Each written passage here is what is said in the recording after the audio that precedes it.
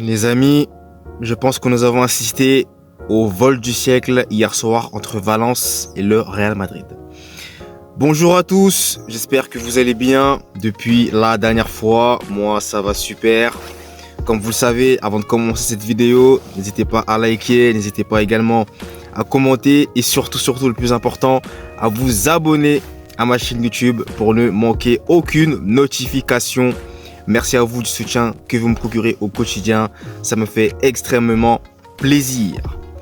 Les amis, aujourd'hui, beaucoup de choses à dire. Mais dans un premier temps déjà, pour revenir sur le match nul qui a opposé Valence au Real Madrid, je tiens à adresser mes sincères pensées et un prompt rétablissement à Moussa Diakhaby, puisqu'il semblerait qu'il ait eu un énorme choc à la tête.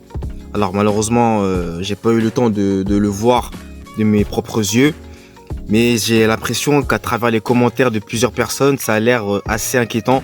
Donc je lui souhaite déjà dans un premier temps un prompt rétablissement aux joueurs de Valence. Les amis, cela étant dit, commençons par parler de la première mi-temps chaotique du Real Madrid qui s'est fait prendre 2 buts en l'espace de 3 minutes. Déjà dans un premier temps par Hugo Duro il me semble, et puis par un autre joueur dont j'ai oublié le nom. Donc vous savez, Valence c'est une équipe très compliquée à prendre, surtout à domicile. Ils sont sur une très bonne série et malheureusement, encore une fois le Real est tombé dans ses travers, j'ai envie de vous dire, et on s'est fait tuer comme pas possible en l'espace de 3 minutes seulement. Donc à ce moment-là, on se dit clairement, allez encore une fois, je pense que c'est terminé, c'est fini. Mais non les amis, il y a un joueur qui n'a pas abdiqué, il y a un joueur qui voulait montrer qu'il était présent, il y a un joueur qui voulait montrer au public de Valence qu'il est toujours là. Et ce joueur-là, vous le savez très bien c'est qui? Vinicius Junior, MVP, homme du match, doublé monsieur. Merci beaucoup, incroyable. Quelle performance stratosphérique il nous a délivré les amis. Sans lui, dis donc, je pense qu'on aurait déjà perdu des points. Mais fort heureusement, il était en forme et il voulait vraiment en découdre avec Valence. Et c'est chose faite puisqu'il a inscrit, comme je vous le disais, un très bon doublé qui a permis au Real Madrid déjà d'arracher un petit point. Et on aurait même pu arracher les 3 points les amis. Puisque là, nous allons cette fois-ci parler de la grosse polémique que j'ai encore à travers la gorge ce matin concernant le but refusé de Jude Bellingham dans la dernière minute. Les amis, l'arbitrage en Liga, et c'est pas seulement avec le Real Madrid, mais je pense que c'est avec, c'est la réalité, c'est tous les clubs qui sont impactés, un véritable souci. Je suis désolé, mais il y a vraiment un problème. Et comme le disait à juste titre Riles, les arbitres sont mis sous pression. Et sous pression, ils n'arrivent pas à être en mesure de prendre les décisions adéquates. Moi les amis, je vous préviens déjà, pour le Classico là, retour Real Madrid-Barcelone, j'ai peur qu'il y ait des fautes d'arbitrage. Parce que le Classico là, il est ultra déterminant. Parce que ça peut être des fautes d'arbitrage en faveur du Barça ou du Real, et là ça va parler pendant un bon petit moment. Donc je dis ça, je dis rien. Donc les amis, pour revenir sur le match et le but refusé. Corner pour le Real Madrid. Modric qui tire le corner. Le ballon est dégagé. Je me dis à ce moment-là, le ballon est dégagé. Bon, l'arbitre va siffler la fin. Ballon dégagé. Non. L'arbitre laisse continuer l'action. Brahim Diaz a le ballon. Donc je laisse terminer l'action. Eh bien non. L'arbitrage au moment du centre siffle la fin et Bellingham marque le 3e but. Donc on a tous cru à une remontada de fou, et bien finalement, il ne sera rien. Et en plus, Bellingham qui prend un carton rouge à la fin. Donc c'est parti en cacahuète totale. C'était un terrain de boxe, littéralement. C'est parti en vrille. Et honnêtement, les amis, je suis pas choqué, mais très frustré. Très frustré. Pas choqué parce que l'arbitrage, de toute façon en Liga cette année c'est une catastrophe pour moi. Mais frustré parce que c'est des points perdus en fait. Là, si on marquait ce but là, on prenait 3 points et on prenait encore de l'avance sur nos concurrents directs, à savoir Gijón et Barcelone. Là, malheureusement, nous avons pris que 1 point.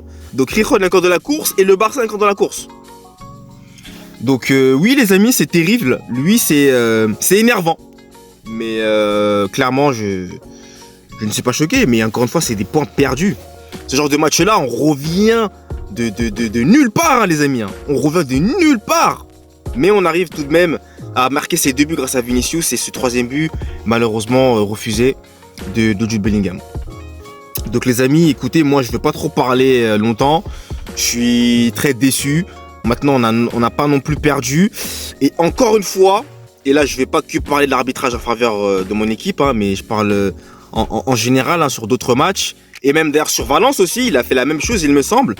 D'ailleurs qu'il n'aurait pas dû faire. Voilà, il faut que ça aille dans les deux sens clairement. Hein, voilà, de manière objective. Là les amis, je pense que on peut clairement dire que le Real n'est pas favorisé par l'arbitrage, après ce qui va se passer. À vous de me dire ce que vous en pensez, mais en tout cas, moi, pour ma part, il n'y a aucun favoritisme en faveur du Real. Hein. Surtout cette saison. Hein. Alors là, incroyable.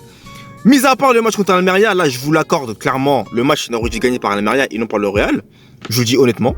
Là, contre Valence, faisons aussi preuve d'objectivité et disons les choses, les amis. Disons les termes. Vous voyez ce que je veux dire? Donc c'est frustrant, c'est énervant, mais bon, qu'est-ce que vous voulez? Qu'est-ce que vous voulez? Franchement, comme je voulais, voilà, c'est ça ce que je voulais dire. Le Real aurait dû être bon en première mi-temps. Si on aurait été bon, on aurait marqué, on aurait été tueur, on n'aurait pas eu à se mettre dans cette situation-là et on n'aurait pas été obligé de marquer également dans les arrêts de jeu. Donc c'est aussi notre faute à nous aussi. On n'a pas su être tueur dès la première mi-temps. Et voilà les amis. Donc le Real Madrid en vrai là, c'est clair que ces derniers temps c'est un peu compliqué, surtout à l'extérieur quoi. On se fait beaucoup bouger je trouve. Maintenant le but de Bellingham refusé, bon, c'est choquant hein. C'est choquant quand même. Mais moi je suis pas choqué, hein. Moi je vous dis à toute personne, moi je suis pas choqué hein. Mais c'est juste frustrant. C'est frustrant parce qu'on perd des points. C'est des points perdus bêtement. C'est vraiment énervant quoi. Mais bon, c'est le football les amis, c'est comme ça. On doit l'accepter et aller de l'avant et se concentrer sur le prochain match qui arrive en Champions League contre Leipzig en espérant un résultat plus favorable les amis. Voilà, j'en ai terminé aujourd'hui pour cette vidéo. Merci à vous de l'avoir suivi en intégralité. Et nous, comme vous le savez, on se retrouve très très vite pour de nouvelles vidéos. Et désolé pour la nouvelle petite déco. Bon, je suis dans ma voiture, mais je me devais de vous faire cette vidéo. Donc, veuillez m'excuser pour cela. Merci à vous en tout cas de voir suivi la vidéo. Et on se retrouve très vite pour de nouvelles aventures. Allez, peace et prenez soin de vous. C'est le plus important.